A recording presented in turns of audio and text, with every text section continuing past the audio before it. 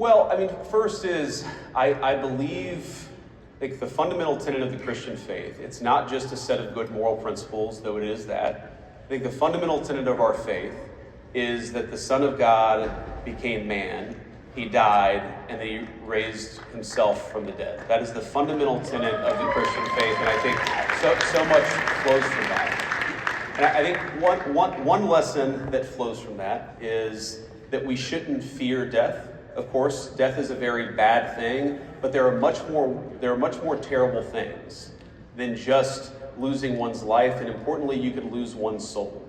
And I think whether it's fighting for the unborn or fighting for peace and security for our citizens, I want us to be the kind of society where my kids can grow up to be virtuous young people, can be good young Christians, of course, because that's what I'm trying to raise them to be. And that's what our public policy is trying to do.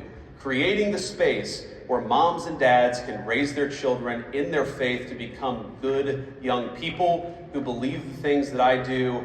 That is what I'm trying to create, is the space for you, of course, to raise your children as you see fit, but the space for me to raise my kids to be the kind of young people that I think they ought to be.